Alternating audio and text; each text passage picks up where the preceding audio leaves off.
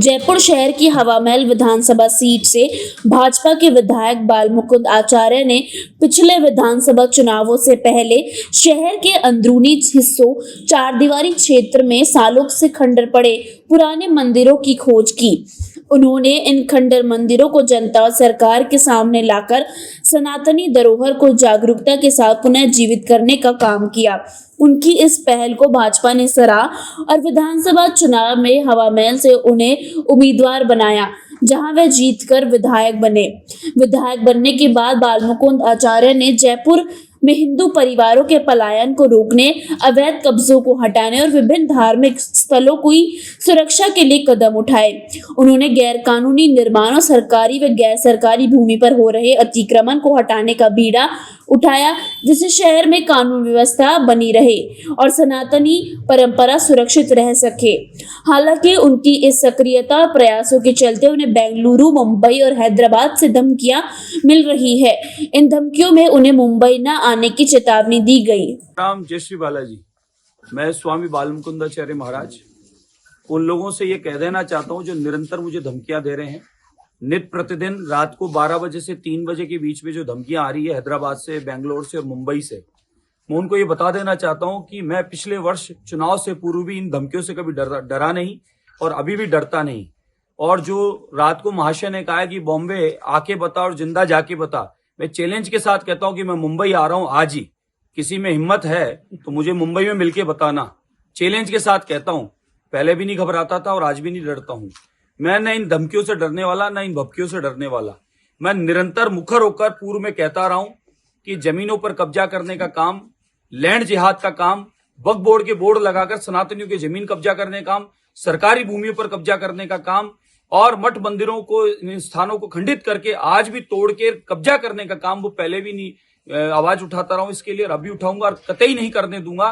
किसी में कितना दम हो वो अपना लगा लेना, लेकिन मैं कब्जा नहीं करने दूंगा।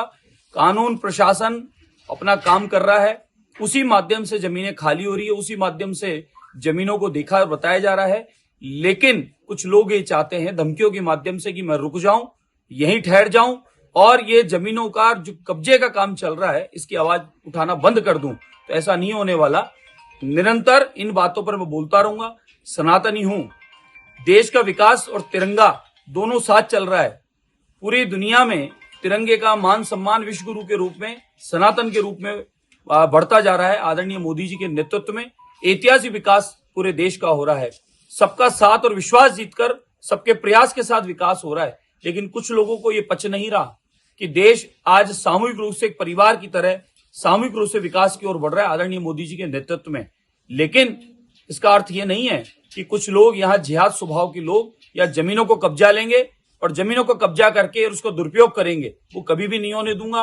और पहले भी मैं इस बात पर बोलता रहा, आज भी बोला हूं, मैं धमकियों से नहीं घबराने वाला।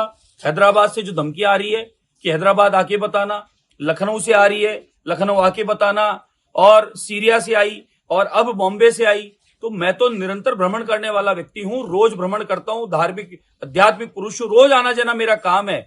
इस प्रकार की धमकियों से मैं रुकने वाला, न मैं बोलने से रुकने वाला, न मैं काम करने से रुकने वाला।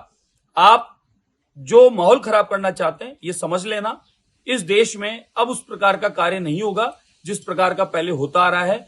और ये तय हो चुका था कि आप हम सब देश का बंटवारा हुआ शांतिपूर्वक, प्रेम पूर्वक यहाँ इस देश में सामूहिक रहकर और पूरे देश के विकास में योगदान करेंगे। उसमें हम सबको सहयोग करना है। आदरणीय मोदी जी के नेतृत्व में जो काम हो रहा है उसमें सहभागी बनना है, न कि इस प्रकार के कार्य करके और माहौल खराब करने का काम करना है या जमीनें कब्जा करके उसका दुरुपयोग करके और लैंड जिहाद करना है। इन कामों में जो संलग्न है वो तैयारी रहे कि सलाखों के पीछे जाएंगे, जमीनें कब्जा नहीं होने देंगे। वक्फ बोर्ड भी समाप्त होना चाहिए, मुस्लिम लॉ बोर्ड भी समाप्त होना चाहिए और कब्जा की हुई जमीनें भी खाली होनी चाहिए, उनका सदुपयोग होना चाहिए। उन पे विद्यालय, यूनिवर्सिटी, कॉलेज खुलने चाहिए, शिक्षा के केंद्र बनने चाहिए, न कि सिर्फ खाली कब्जा करके जमीनों का दुरुपयोग करना चाहिए।